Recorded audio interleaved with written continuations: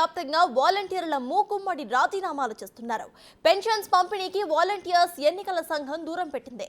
అయితే జగన్ కోసం ప్రచారంలో పాల్గొంటారని అంటున్న ఆరోపణల నేపథ్యంలో అధికారులు తొలగించక ముందే వారే రిజైన్ చేసేస్తున్నారు. ఈ మేరకు అధికారులకు రాజీనామాలు కూడా అందజేస్తున్నారు.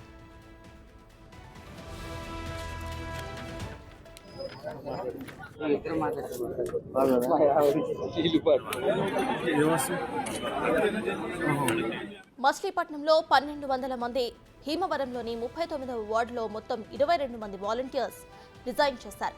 అనంతపురం జిల్లా తాడిపత్రిలో 340 మంది వాలంటీర్లు, రాప్తాడు నియోజకవర్గం వ్యాప్తంగా మరో 40 మంది రాజీనామా చేశారు.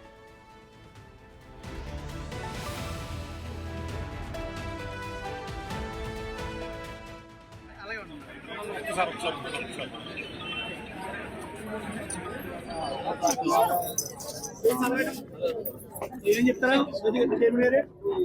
చెప్తారు ఇన్ఛార్జి గారు.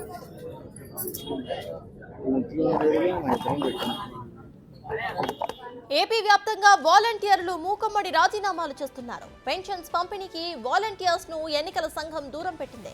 అయితే జగన్ కోసం ప్రచారంలో పాల్గొంటున్నారన్న ఆరోపణల నేపథ్యంలో అధికారులు తొలగించక ముందే వారే రిజైన్ చేసేస్తున్నారు. ఈ మేరకు అధికారులకు రాజీనామాలు కూడా అందజేస్తున్నారు.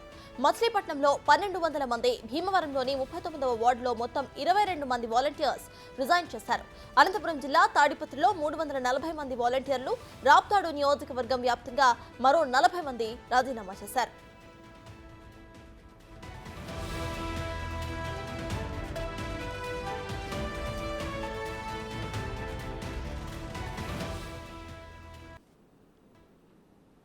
ఈ విషయంపై పూర్తి డీటెయిల్స్ ను మా ప్రతినిధి మల్లికార్జున్ అందిస్తారు. మల్లికార్జున్, చెప్పండి. ప్రజెంట్ మనం చూస్తే ఇటు ఏపీ వ్యాప్తంగా కూడా అందరూ వాలంటీర్స్ రాజీనామాలు చేస్తున్నారు. దీన్ని ఎలా చూడాలంటారు?